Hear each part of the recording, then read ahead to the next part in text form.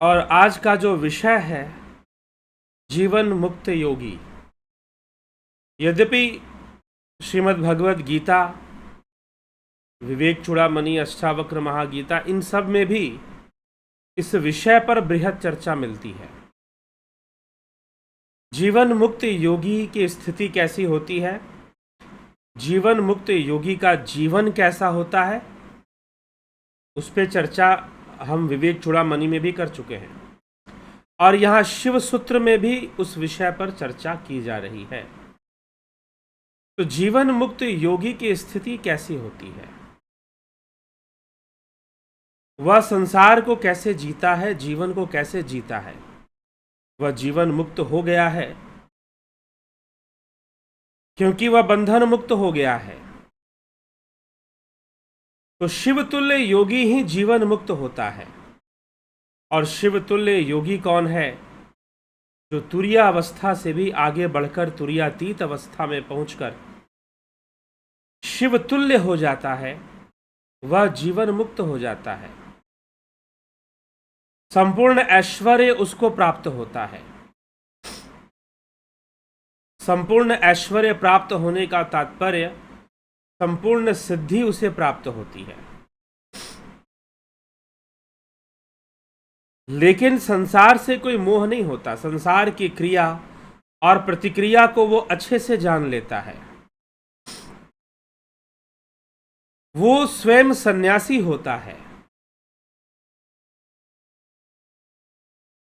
जो जीवन मुक्त योगी है वो सन्यासी होता है।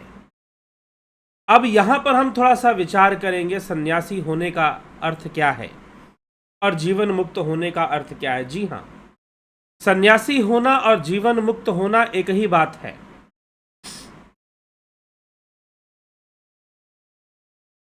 तो जीवन मुक्त क्योंकि वो तुरीयातीत अवस्था में जाकर मोहिनी शक्तियों पर विजय प्राप्त करके अपने आप को हमेशा आत्म स्थिति और स्थित प्रज्ञ अवस्था में बनाए रखता है।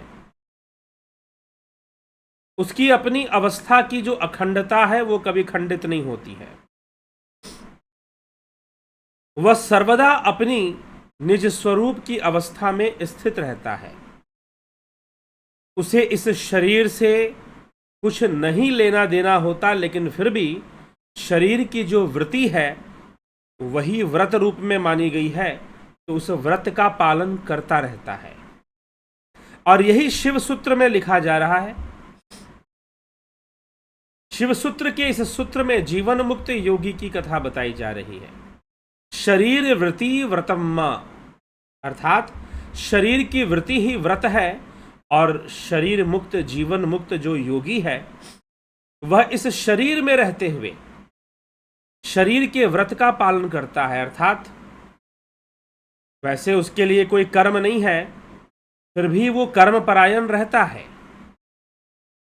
कर्मों का संसार कर्मों तक ही सीमित है, इसलिए योगी उसकी चिंता नहीं करता, क्योंकि वो जानता है कि सारे कर्म यहीं रह जाएंगे, कर्मों का फल भी यहीं रह जाएगा और मैं यहां से निकल जाऊंगा, क्योंकि वो जीवन मुक्त हो चुका है।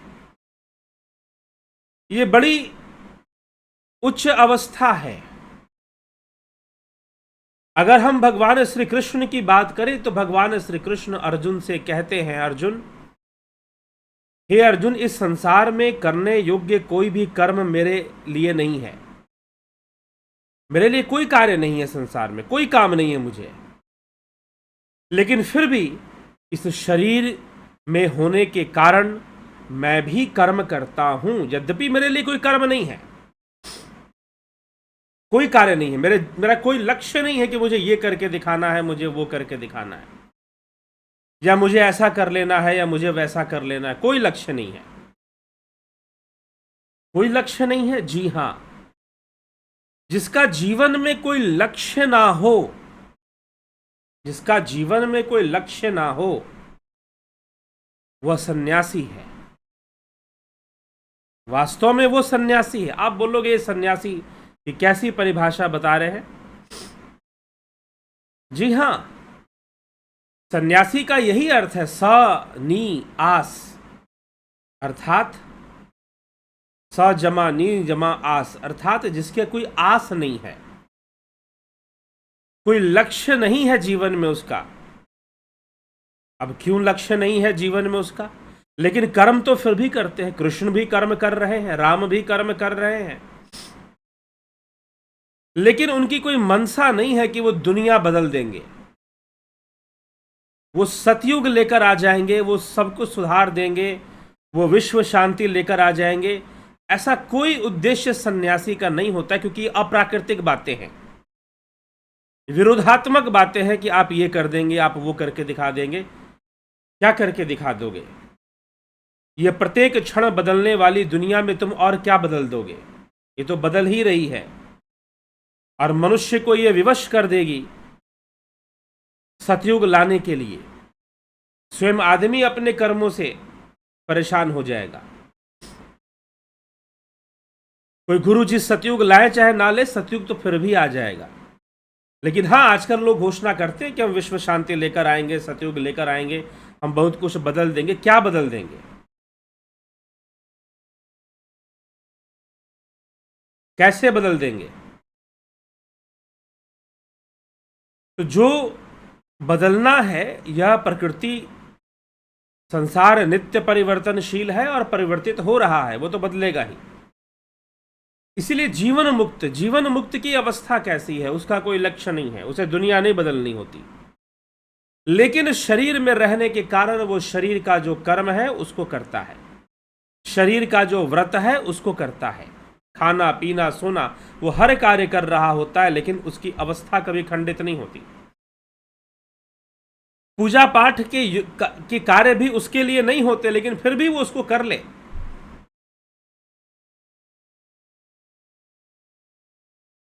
वह शरीर की वृत्ति का व्रत करते रहे अथवा शिवो अहम की सतत भावना करता रहता है, शिवो अहम में अपनी अवस्था को बनाए रखता है। ये योगी की स्थिति बन जाती है।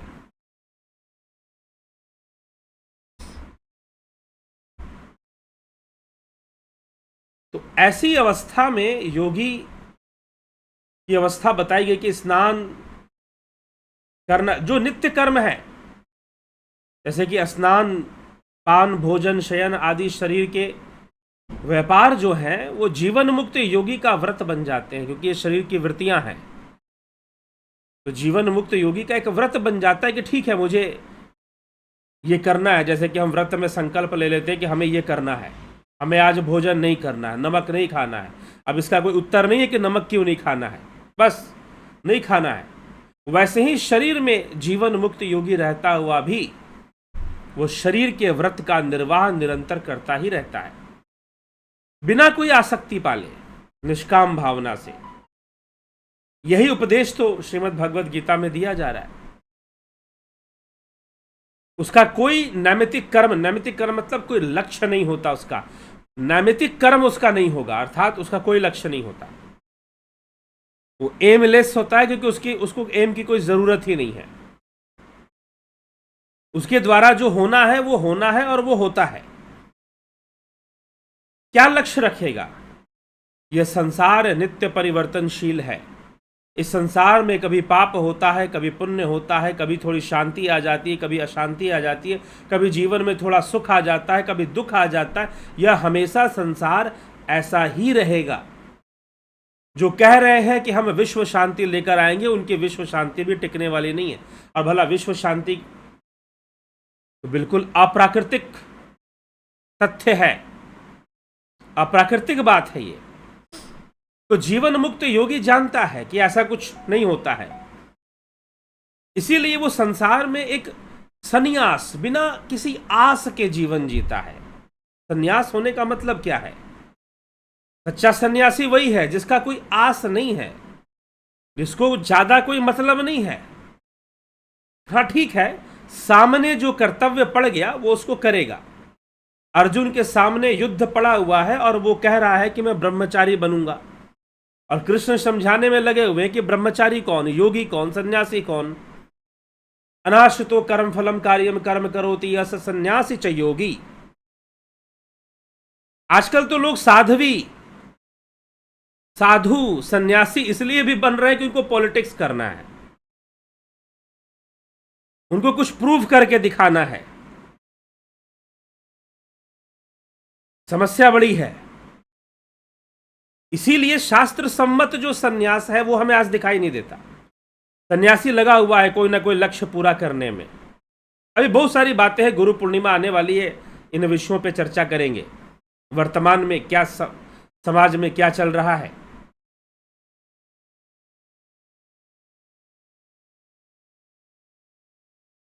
ठीक।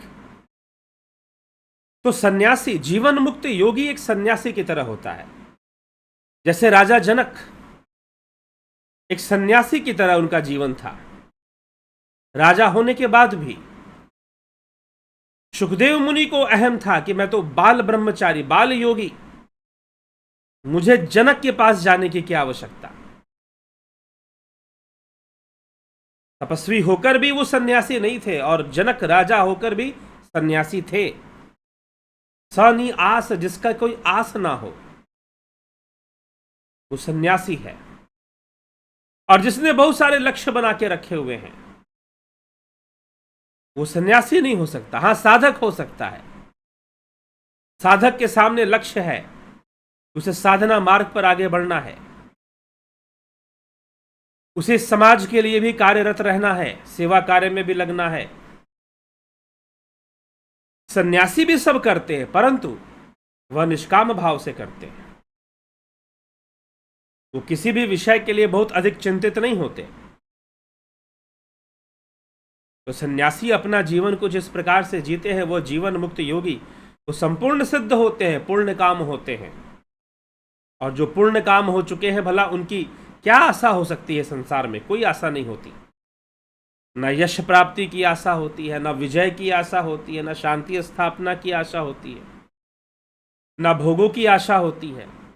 वह तो बस जीवन मुक्त योगी बस ऐसे रहते हैं जैसे संसार में शरीर मिला है तो शरीर का भी निर्वाह करना है, शरीर के व्रतों का पालन करते हुए, शरीर के संपूर्ण व्रतों का पालन करते हैं। और व्रतों का पालन करते हुए भी किसी चीज में आस नहीं रखते, किसी चीज में आसक्ति नहीं रखते। और ये कोई जबरदस्ती भी नहीं आता उनके अंदर, ये तो तुरीयातीत अवस्था से ही आ पाता है। तुरीय अवस्था की सिद्धि होती है, फिर तुरीयातीत अवस्था में योगी प्रवेश करता है तो स्वाभाविक रूप से वो सन्यासी हो जाता है, स्वाभाविक रूप से वो जीवन मुक्त हो जाता है। कोई जबरदस्ती वाली बात नहीं है, कोई जबरदस्ती वाली बात नहीं है। स्वाभाविक रूप से ही उसके अंदर सन्यास स्थापित हो जाता है। जबरदस्ती उसे सन्यास का प्रदर्शन करने की जरूरत नहीं, दुनिया को दिखाने की जरूरत नहीं कि मैं बहुत बड़ा त्यागी हूं और मैंने बहुत कुछ त्याग दिया है।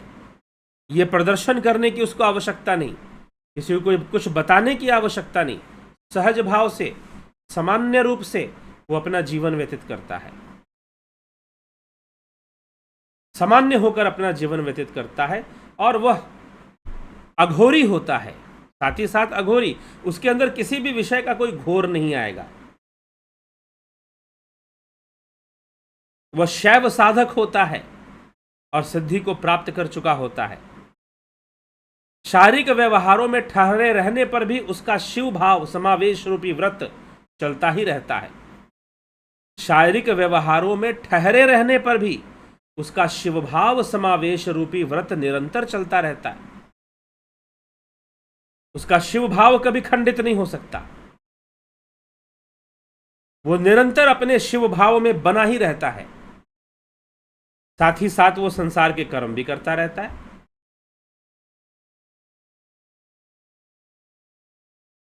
साथ ही साथ वो संसार के कर्म भी करता रहता है।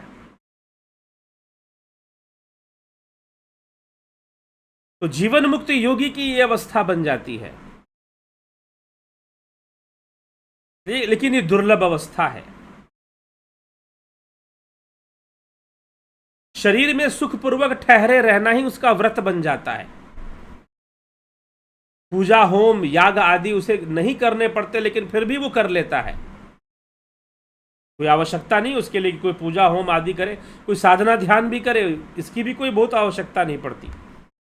लेकिन फिर भी अपने शिव रूप में, निज रूप में वो मगन रहता है।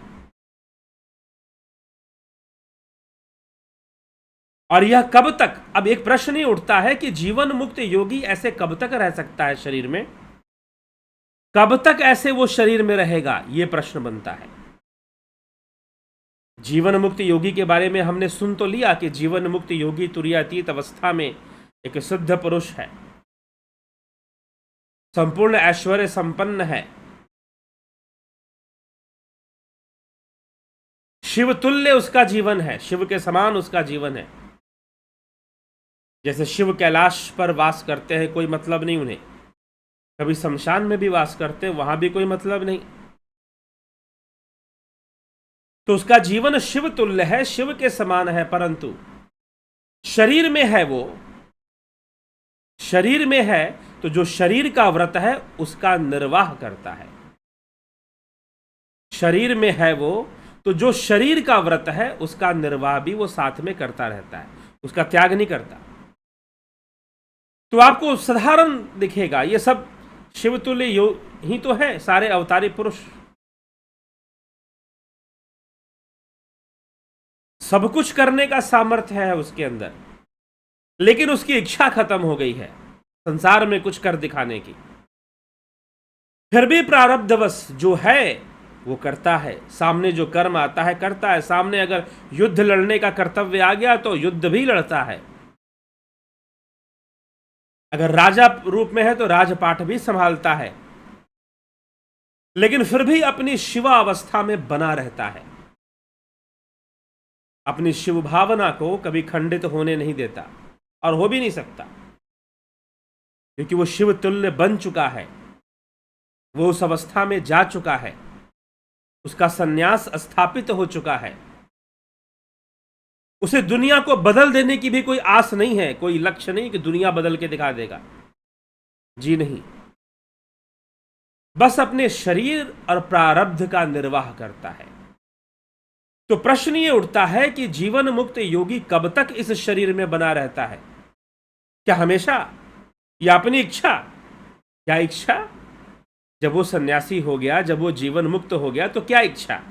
शरीर को बनाए रखने की भी इच्छा नहीं रह जाती है सन्यासी के लिए। लेकिन ये वो सन्यास नहीं है जो आजकल प्रचलन में है,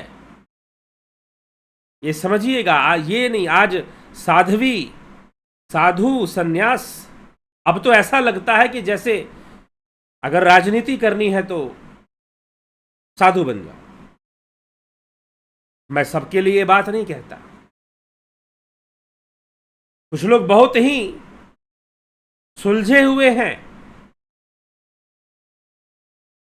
और मर्म को समझने वाले हैं, लेकिन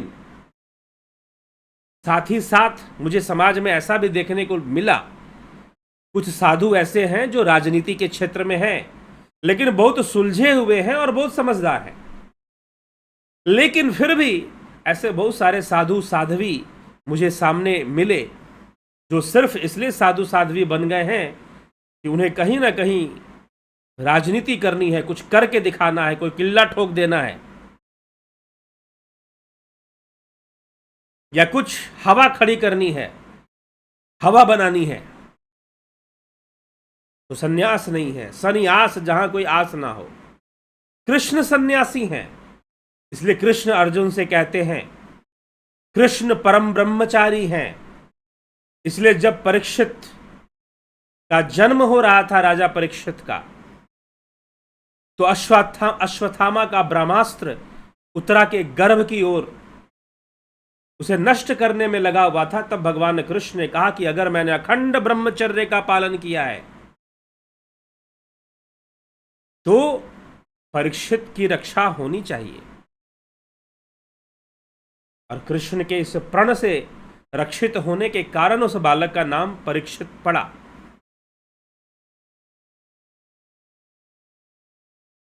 ये समझना पड़ेगा कि सन्यास क्या है। कृष्ण ब्रह्मचारी है, राजा जनक ब्रह्मचारी हैं,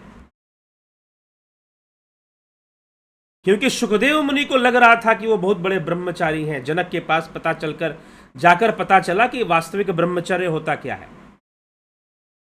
राजा जनक के पास जाकर पता चला कि वास्तविक ब्रह्मचर्य होता क्या है।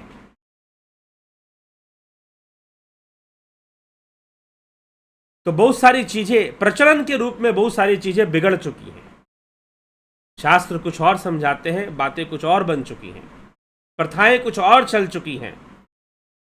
लेकिन जब हम वैदिक मत में सन्यास को देखेंगे तो सन्यास का अर्थ ही कुछ और है,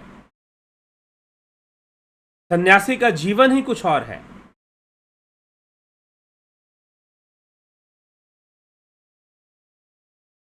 तो यह विचार करना है।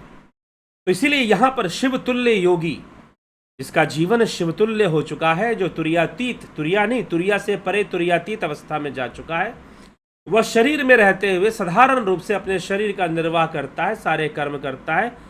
और कब तक करता है, यह प्रश्न है, कब तक करता है। जीवन मुक्त योगी क्या अपनी मर्जी से शरीर में रह सकता है, हमेशा के लिए रह सकता है?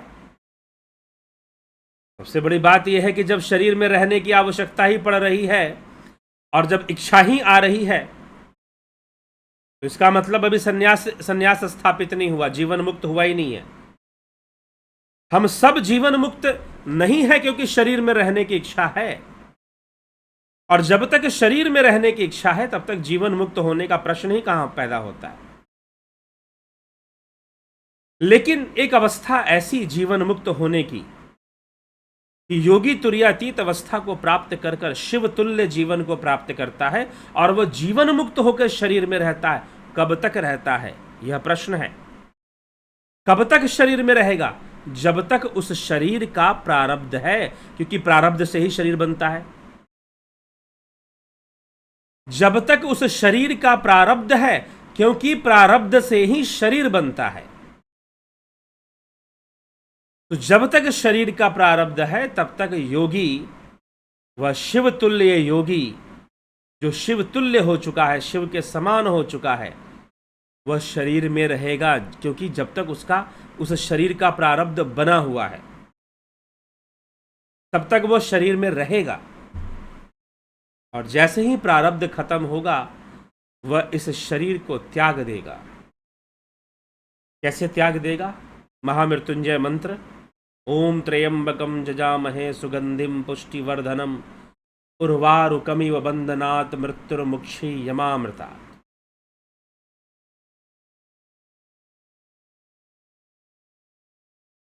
ओम त्र्यंबकम जजामहे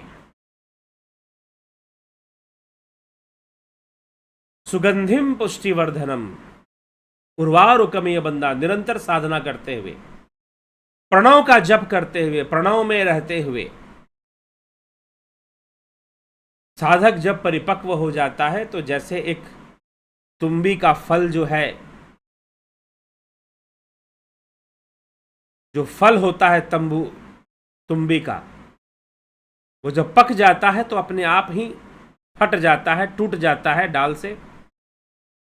वैसे ही जीवन मुक्त योगी जब तक शरीर का प्रारब्ध है बस इसका निर्वाह करता रहता है, सामने आने वाले कर्तव्यों को भी करता रहता है और अंत में इस शरीर को छोड़कर हमेशा के लिए विलीन होता है, साक्षात शिव हो जाता है, ब्रह्म हो जाता है। और तब तक वो संपूर्ण सिद्धियों को प्राप्त कर चुका होता है।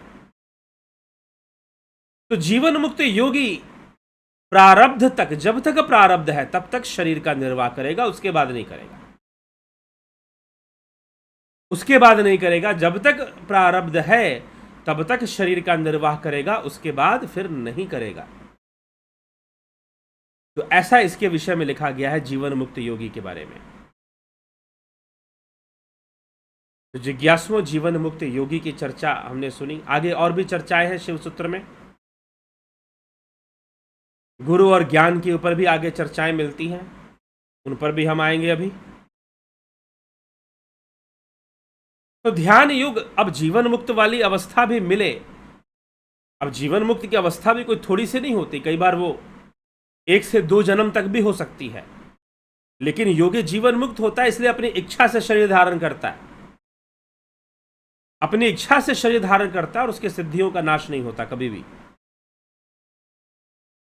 एक शरीर को त्याग कर दूसरा शरीर धारण करने में भी उसकी सिद्धियों का नाश नहीं होता। कई बार वो सूक्ष्म शरीर में ही बना रहता है, सूक्ष्म शरीर की अवस्था में, सूक्ष्म अवस्था में बना रहता है, क्योंकि प्रारब्ध है, सूक्ष्म शरीर का प्रारब्ध है, तो वो सूक्ष्म अवस्था में भी बना रहता है कई बार। लेकिन जीवन मुक्त हो जाने के कारण वो सन्यासी की तरह अपना रहता है उसे किसी चीज़ की आस नहीं रहती है। अगर उसे शरीर भी धारण करना है तो निष्काम भावना से धारण करता है, अपनी मर्जी से धारण करता है, क्योंकि प्रारब्ध का निर्वाह करना होता है। प्रारब्ध का संबंध स्थूल शरीर से नहीं, सूक्ष्म शरीर से होता है। प्रारब्ध का संबंध सूक्ष्म शरीर से होता है, उसका निर्वाह उसे करना पड़ता है और तब तक वो करता है और फिर ब्रह्ममय हो जाता है, स्वयं शिव हो जाता है। ऐसी अवस्था को वो प्राप्त कर लेता है। तो आवश्यकता है कि ये सारी बातें जब तक हम ध्यान योग नहीं करेंगे नहीं समझ में आएंगी। और 14 तारीख से ध्यान योग का कोर्स शुरू हो रहा है, ऑनलाइन कोर्स। आप इसका पूरा पूरा लाभ उठाइए। ये बड़े सौभाग्य की बात है कि ऑनलाइन सुविधा प्राप्त है। कुछ लोगों को लगता है कि शायद ऑनलाइन में बढ़िया से नहीं हो पाएगा, लेकिन जिन लोगों ने कर लिया है उन्हें भली भांति पता है।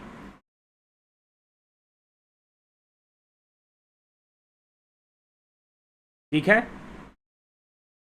तो इसीलिए जीवन मुक्त अवस्था की ओर आगे हमें बढ़ने का प्रयास करना चाहिए और जीवन मुक्त अवस्था की ओर आगे बढ़कर हमें अपने जीवन का कल्याण करना चाहिए। तो ध्यान योग जब तक हम शुरू नहीं करेंगे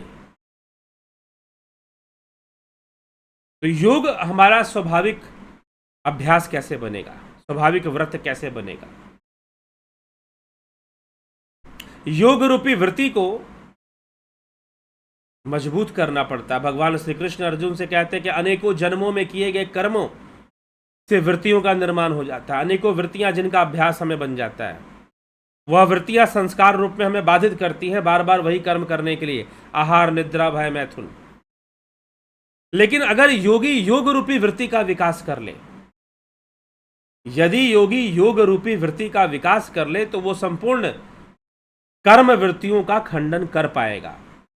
जो वृत्तियां उसके ऊपर हावी हो रखी हैं कर्म के रूप में, उनका वो खंडन कर पाएगा, उनको वो रोक पाएगा, उनको प्रतिबंधित कर पाएगा। क्योंकि अब एक और वृत्ति विकसित हो गई है जिसे योग रूपी वृत्ति कहते हैं। तो उस योग रूपी वृत्ति को विकसित करने की आवश्यकता होती है। तो चलिए जिज्ञासु, इसी के साथ मैं विराम दूंगा। और ध्यान योग का कोर्स बहुत आवश्यक कोर्स है ये।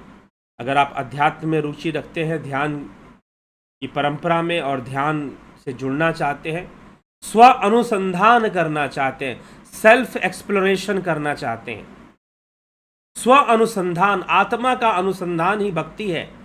विवेक चूड़ामणि में आदि गुरु शंकराचार्य लिखते हैं कि आत्मा का अनुसंधान ही भक्ति है। आप आत्मा का अनुसंधान करना चाहते हैं, यही तो योग है, यही तो भक्ति है। तो अवश्य ध्यान योग का कोर्स ज्वाइन कर इसका पूरा पूरा लाभ उठाइए। साथ में बिना मेडिसिन के, बिना दवाओं के कैसे शरीर को स्वस्थ रखा जाए, प्राकृतिक चिकित्सा नेचुरोपैथी का भी कोर्स चलता है, उसे भी ज्वाइन कीजिए। स्पिरिचुअल हीलिंग का कोर्स, ध्यान योग के साथ ही स्पिरिचुअल हीलिंग का कोर्स चलता है।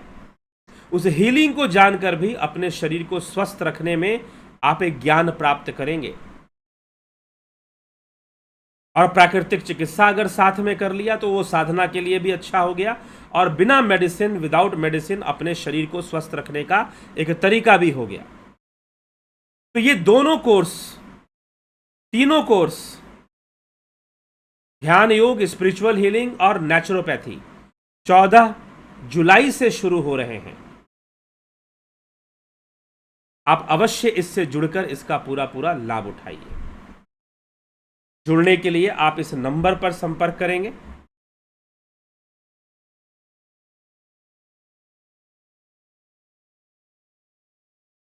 ये व्हाट्सएप नंबर है, इस पर आप संपर्क करेंगे और संपर्क कर सारा डिटेल ले लेंगे कि ये कोर्स कैसे चलता है, इसको कैसे ज्वाइन करना चाहिए, सारी डिटेल आपको दे दी जाएगी।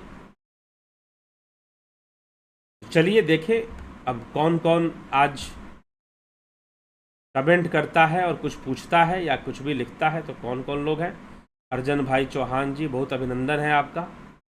नवज्योति नाथ जी, अमन कक्कर जी, पवन कुमार गुप्ता, शंकर प्रसाद, सविता नायक जी, शिवा शर्मा, बिमला शाह, अवधेश कुमार जी, उषा श्रीवास्तव जी, विनोद कुमार सूद जी, गोविंद प्रसाद नीमा जी, रमेश पेशवानी जी, गंभीर शाह जी, श्वेता राय सिन्हा जी, आशा रानी जी, बलवंत सिंह गोहिल, अजीत भाई पटेल, विष्णु चंद्र मौर्य जी, सतीश मास्टर जी, जितेंद्र शुक्ला। प्रभु मुझे अब एक ही बात बता दीजिए कि किसी का मकान खाली हो जाए तो दीवारें कब तक ढह जाती हैं? बड़ी कृपा होगी। मकान खाली हो जाए तो दीवारें कब तक ढह जाएंगी? एक ना एक दिन ढह ही जाएंगी। जब तक उनका प्रारब्ध है तब तक रहेंगी। जितेंद्र शुक्ला, रूपलाल विश्वकर्मा, नरेश मेहरा जी। शिवसूत्र के लेखक कौन थे? प्रणाम गुरुदेव। वसुगुप्त, ऋषि वसुगुप्त, महर्षि वसुगुप्त थे शिवसूत्र के लेखक। Yogendra Pandit ji, Chandreshwar Pandey ji, Rashmi Ranjankar. Sir I am male 29/4/1999, Bhadrak Odisha. What D9 says. ये अलग विषय है। आप ज्योतिष के विषय में पूछना चाहते हैं कल, या फिर आप व्हाट्सएप मैसेज कर आप पूछिए, वहां पर बताया जाएगा। राजू पाल, रविंद्र मकवाना जी, नरसा राम जी, अशोक माली, स्मिता सावंत जी, बीकू कुचाड़िया जी, सबका बहुत बहुत अभिनंदन है।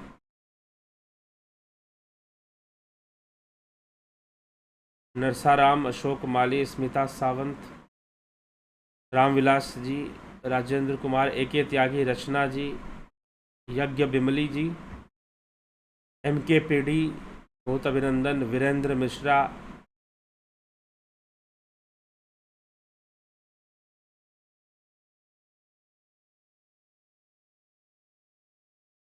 विष्णु मेहता। ध्यान योग, कर्म, भक्ति योग, ईमानदारी से हमारी किसी भी पात्रता नहीं है, फिर क्यों समय बर्बाद करें? हमारी कोई पात्रता नहीं है। पात्रता ये तो आपकी इच्छा ही पात्रता है। आपकी इच्छा ही पात्रता है। क्या आपके अंदर इस बात की जिज्ञासा है कि हमें करना चाहिए? अगर ऐसी इच्छा है, ऐसी जिज्ञासा है, तो आप पात्र हैं। तो फिर आप पात्र हैं। और जिज्ञासा ही नहीं है, इच्छा ही नहीं पैदा हो रही कि हम इस मार्ग पे चलें, तो आप पात्र नहीं है सही में। और इच्छा है कि हमें इस मार्ग पर चलना चाहिए, तो पात्र है। और सबसे बड़ी पात्रता तो आप मनुष्य हैं। मनुष्य ही योग करने की पात्रता रखता है। मनुष्य ही योग करने की पात्रता रखता है। मनुष्य जीवन मिला ही किस लिए है भाई? मनुष्य योनि मिलने का लाभ ही क्या है? तो जो मनुष्य है वो पात्र है। हाँ, उसके अंदर इच्छा होनी चाहिए जीवन मुक्ति की। उसके अंदर इच्छा होनी चाहिए स्वयं को जानने की। उसके अंदर इच्छा होनी चाहिए सेल्फ एक्सप्लोरेशन की। कौन सी जिज्ञासा थी गणिका वेश्या में? कौन सी जिज्ञासा थी अजामिल में? कौन सी जिज्ञासा थी उंगली माल डाकू में? वो कौन सी चीज थी? वो जिज्ञासा होनी चाहिए। अगर वो जिज्ञासा आपके अंदर है तो आप पात्र हैं। और सबसे बड़ी बात कि मनुष्य जीवन आपको मिला है, तो मनुष्य जीवन मिलने के कारण भी पात्र हैं। लेकिन इच्छा नहीं होगी तो फिर कुछ भी नहीं होगा। बात तो सही है। बात समझ में ना आए और इच्छा नहीं है तो निश्चय ही फिर नहीं ज्वाइन करिए। ये तो मैं ज्वाइन करने के लिए ध्यान योग उनको कह रहा हूं जिनको समझ में आ रही है कि बातें, हाँ, हमें आत्मज्ञान के मार्ग पर चलना चाहिए, सेल्फ एक्सप्लोरेशन के पाथ पर चलना चाहिए। और वो ध्यान योग के द्वारा वही कार्य तो होता है। आप स्वयं को प्राप्त करते हैं, स्वरूप की उपलब्धि करते हैं। तद्द्रष्टु स्वरूपे अवस्थाना, महर्षि पतंजलि योग सूत्र में यही तो लिख रहे हैं। तो आपको उसे प्राप्त करना होता है। ठीक है, तो ये समझने की जरूरत है। रामविलास जी, राजेंद्र कुमार, AK त्यागी, रचना जी, यज्ञ बिमली, MK पेड़ी, वीरेंद्र मिश्रा, प्रेम सागर यादव जी, SK मिन्हास जी, विष्णु मेरोथा, गोपाल दास, यज्ञ बिमली।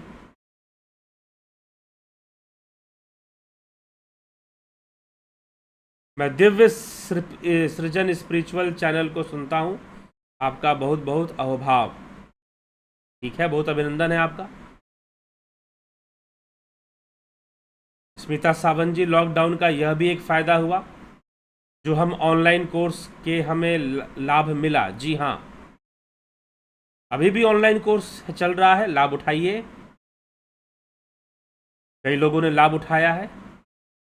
कोर्स डिज़ाइन इस तरह से किया गया है कि आपको सहज होगा हर बात को समझने में। जलाराम रायका जी, जय श्री राम। रविशंकर चौहान जी, कुछ लोगों ने तो ऑनलाइन भी किया है और एक बार ऑफलाइन में भी मेरे सामने बैठकर साधना कर ली है उन लोगों ने। ऐसे भी लोग हैं, कई लोग हैं ऐसे। रविशंकर चौहान, दिनेश गायधने, शिवम भट्ट, आशा रानी, कृपया सिद्ध पुरुषों के एग्जाम्पल दीजिए। कई एग्जाम्पल दे दिए, राजा जनक दे दिए। वर्तमान में युग में लेंगे तो कई हुए, अभी वर्तमान की बात नहीं कर रहा हूँ। हमारे कई योगी ऐसे हुए, रामकृष्ण परमहंस जीवन मुक्त योगी हुए।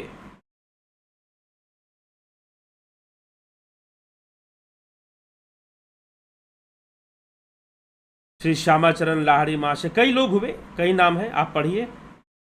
AK भट्ट जी, मिथिलेश सिंह जी, कैलाश बड़े जी, बहुत अभिनंदन है आप सभी का। मनीष यादव जी, मनीष यादव, मौत के बाद भी कुछ हजारों करोड़ों वर्ष बाद जन्म होता है क्या? जी नहीं, किसी न किसी योनि में जीव को जाना पड़ता है। मृत्यु के बाद भी किसी न किसी योनि में उसे रहना पड़ता है। ठीक है, हाँ, ये हो सकता है कि वो सूक्ष्म योनि में हो, स्थूल देह की योनि में ना हो, सूक्ष्म योनि में हो, ये हो सकता है।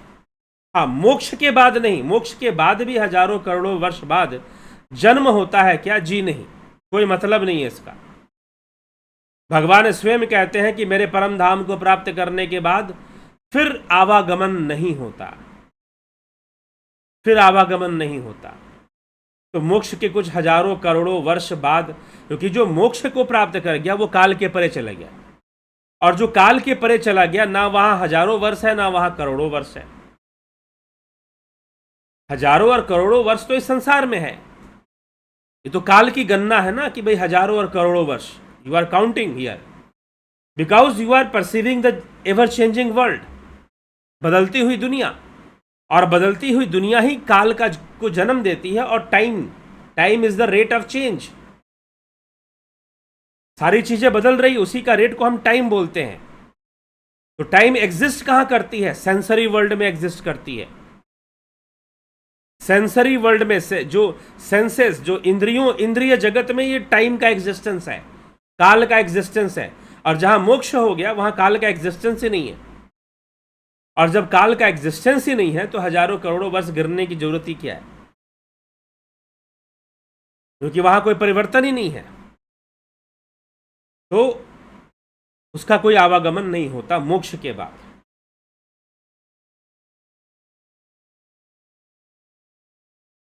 मोक्ष अनादि है। जी हाँ, रामविलास जी, ठीक है। इसी के साथ अब विराम देते हैं। कल फिर मिलते हैं 9 बजे लाइव चर्चा में। आप सभी जुड़े रहें, बने रहें और लाभान्वित होते रहें इस चैनल से और इस चैनल के माध्यम से जो भी विचार चल रहे हैं। तो बहुत बहुत आभार है आप सभी का।